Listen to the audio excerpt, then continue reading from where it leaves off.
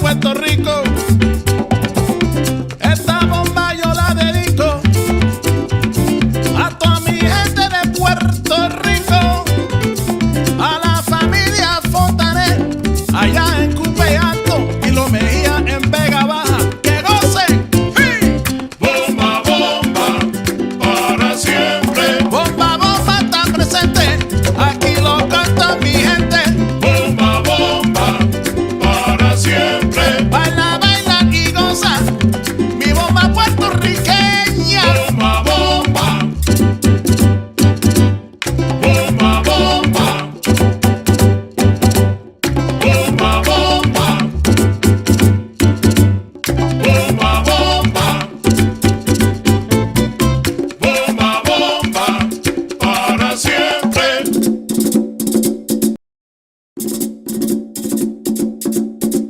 大哥打开电源，哇！再一次，大哥从来没看过这么严重的这个有压铁子机的故障。 Yo te traigo esta bomba puertorriqueña. Yo te la traigo de Cupey, de Vega Baja y de Santurce, de todas partes de Puerto Rico. Esta bomba yo la dedico a toda mi gente de Puerto Rico, a la familia Fontanet allá en Cupe Alto y Lo Mejía en Vega Baja. ¡Que gocen! ¡Sí!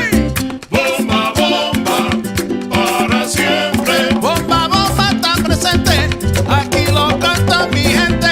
Bomba, bomba, para siempre. Baila, baila y goza, mi bomba puertorriqueña. Bomba, bomba,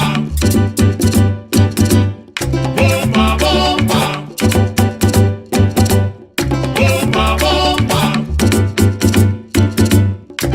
bomba, bomba, bomba, para siempre.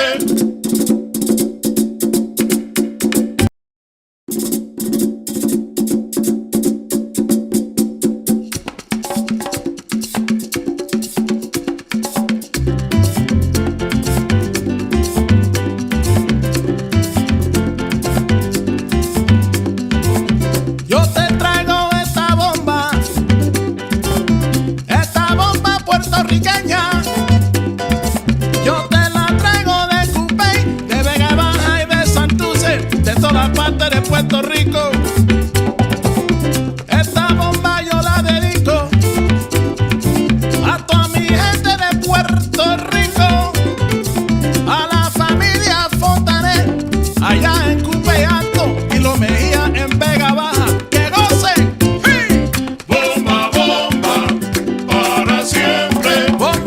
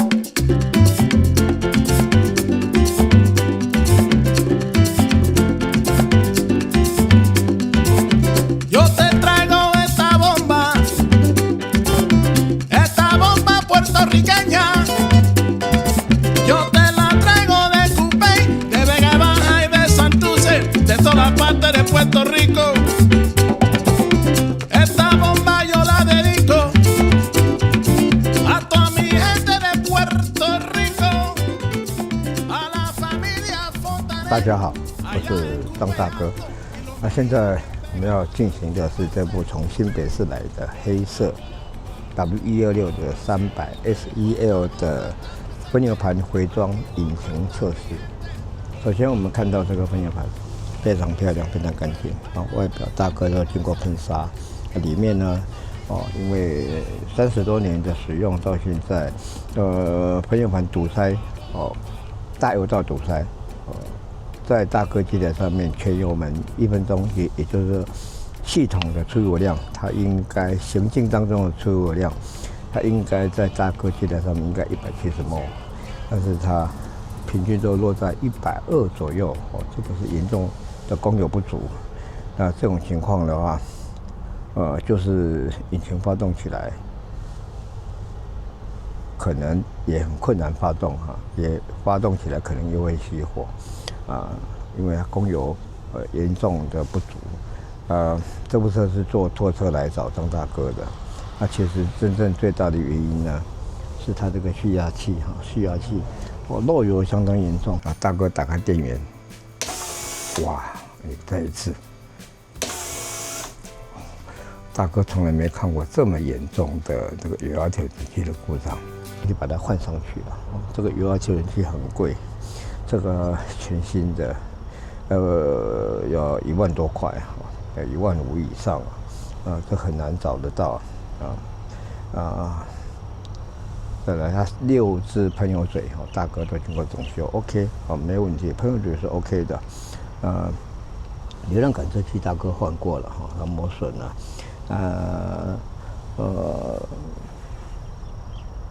火星塞，火星塞它是没有用错，火星塞型号是对的，H7DC，没有电阻的，但是它火星塞已经污染太严重了，大哥已经把它全部都换新了。这部车还有一个就是引擎角，我们看到这引擎角是全换新的引擎角，这个引擎角这个。也是我们看到那个图片了，已经龟裂相当严重，都已经打到底了，真的用到够本了。我不知道是不是用到不好的引擎角，否则这种说整个橡皮裂开，铁底盘跟引擎打架的机会倒是很少但无论如何，我们换上去之后，引擎角应该可以用7、8年，应该没有问题了这引擎角换过，这部车缸压非常漂亮，它缸压都在11、12，所以这个在提速的时候非常迅速，非常敏捷。如果缸压过高我们刚刚我们还有另外一部车大哥也在整修当中，它的缸压都在13，哇，而且里程数就有8万。那这种情况之下，它提速会顿挫会停顿这是不好的。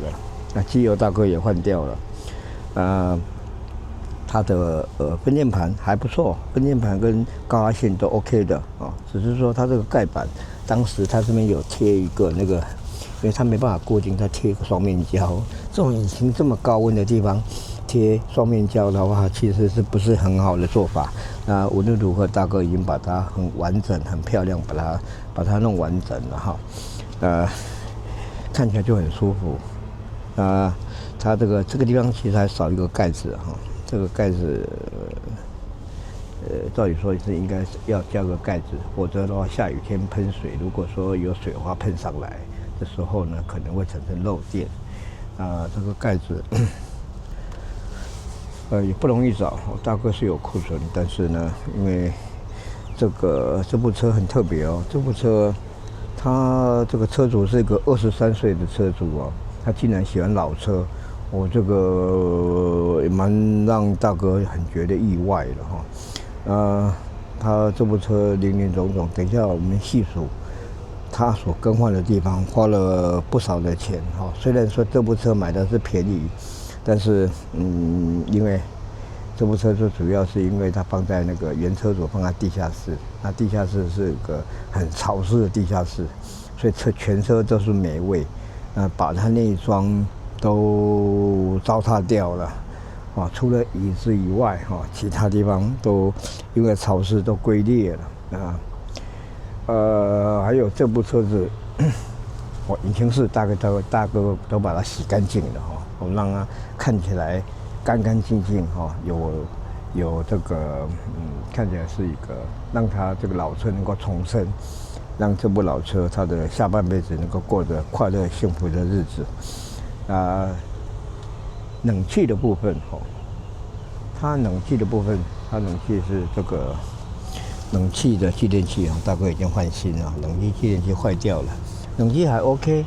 那看起来压缩机好像应该才刚换没多久，但是呢，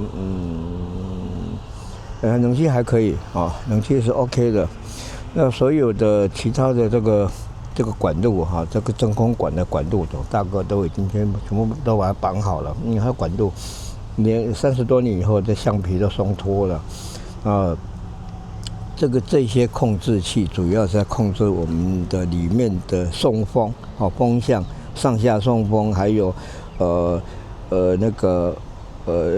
换气循环哈，它主要是靠这个真空管在拉动的。其他的部分我们到车子里面来。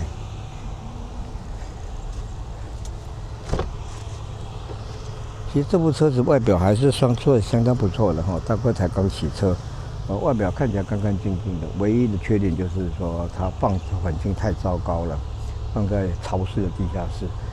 那比如说这个地方哈，大哥他这个海绵条、隔音条，大哥已经把它弄好了。它本来这边是双开脱落的，那6角锁座哈，全车4个6角锁座，大哥都换掉了。所以说再来就是它的这个电动窗，后面2个电动窗都坏了。为什么会坏呢？就马达也没有坏，但是骨架都生锈，已经锈掉、断掉了。而且它原车主是把这个开关它里面把它开关把它包起来，把这个插头拔掉，里面开关包起来，也就是说不让小孩子在后面有开窗户的这种危险啊。但是呢，因为太久没有用，又是潮湿，说骨架都坏了，必须要换掉。我们来看这个电动窗，现在左右都好了，但是这个椅子这椅子坏一边这椅子坏掉了这椅子坏掉了。不过这个角度还是 OK 的。6角锁座大哥都换掉了。至于说，我们再来看，我们这个迎宾灯跟全车室内的所有的照明都改成 LED 的。因为潮湿，连这个排挡杆都卡住了，这很可怕了排挡杆都卡住，大哥也没碰过。那大哥把它拆下来保养这保养这个排挡杆竟然会卡住。我们还可以看到一些霉味一些霉斑，因为这里面大哥都没有这个要等车主自己清洗。我们看到很多的发霉的地方再来至于说这个仪表我们看看原来的仪表发霉斑呢，整个的惨白那个也是很可怕。我们看到这个原来的仪表跟现在这个大哥整修过的仪表，这个是天差地别，而且经过 LED 的照明，在晚上够亮。再加上它的还有一点，它这个仪表就花了不少钱。然后它仪表齿轮它也坏了，这个是 W126的通病都粉掉了粉碎了，这是环保材质的关系吧。粉碎了然后现在我们看到这个已经跑到8公里这个代表说它这个仪表是现在是恢复正常的。这个仪表给它整修又换齿轮，花了好几千了。其他的部分要等车主回去之后再好好的把车内把它弄干净。那引擎室的部分大概已经弄干净了，因为引擎室没有人敢去处理怕一处理本来可以发动，一处理之后引擎发不动就麻烦了那现在就是车内的部分。那这个开关因为都没搬了。我大哥发现他冷气啊，它冷气凉度还可以啦，哈，还可以。但是呢，它冷气压缩机会一下开一下，一下开一下离合器哈，它那个压缩机离合器一下开一下不开，一下开一下不开，这个可能车子跑一跑就好了嘛。还有这部车子还有个比较大的问题，它的前轮定位一定要去前轮定位，因为在80公里以上，哇，车轮抖得很厉害，方向盘抖得很厉害，这个要特别注意。因为这个年轻的车主就23岁，他要这2天要把这部车开到台南去出差，所以说这点要特别注意他的那个前轮定位可能跑掉了还是怎么样，抖得很厉害。方向盘倒是没偏啦，就开到80公里以上就抖得很厉害。OK， 那大哥来。这辆也都已经裂开了，很可惜啊！这么好的车子就放在一个地下室也没有用啊，潮湿就很糟糕了，就怕潮湿，台湾潮湿，然后呢又地下室又积水啊，这部车花了很大的功夫才把它拖上来的。好，大哥来发动引擎，老车大哥还是建议这个。在发动之前把引擎把冷气关掉这个大哥还是觉得这是应该的我们来，还有对它这个油量浮筒我们现在看它油量浮筒也卡住了它本来那个油量大哥加了800多块，800块吧有20几公升，然后经过试车之后呢。原来刚加满油，它这个指针还是在这一格第一格这个位置，第一格这位置只剩10公升，它指针卡住了。为什么会卡住？油量浮筒大哥把油量浮筒也把它换掉，拿去整修 ，OK 了。所以它现在油量表是正常的大哥来发动。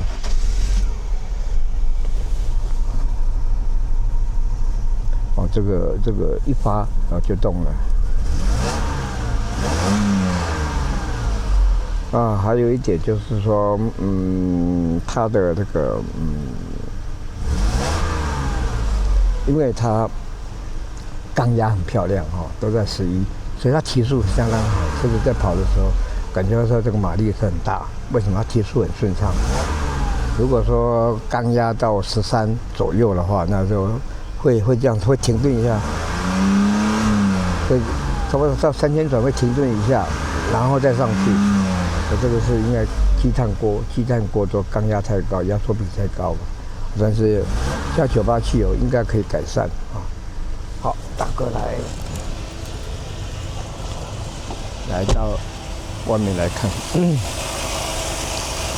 这个戴斯马达现在工作电压现在是正常的5点多，然后它油箱还好只是大哥它的后面的油箱这个汽油泵浦滤芯大哥没有换，状况还不错，油箱没堵塞，但是蓄压器坏了蓄压器严重漏油，大哥只换蓄压器。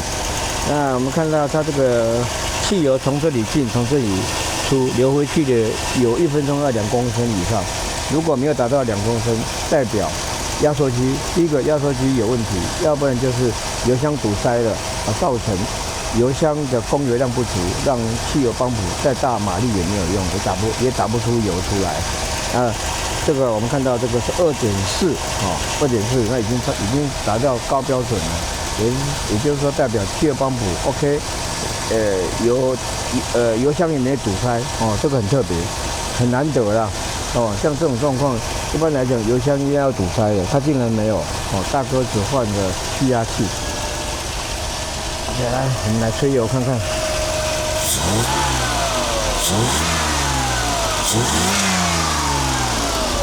这个这部车就是没有跑了，然后就是没有跑，没有运作，所以这个年轻的车主他应该会常常开，身体就会健康。就像老人家要多运动，血液循环很重要。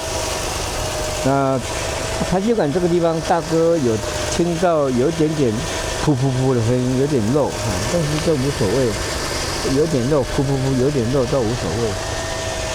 那个这部车还有个比较特别的，就是说它的水箱精，水箱精可能那个原车主他有很重视这个水箱精，所以说它的水路是不错的哈，完全都没有水温都不会提高。我们能看到前面大哥就已经把整车清洗，然后保养美容过了，就看起来干干净净，很舒服。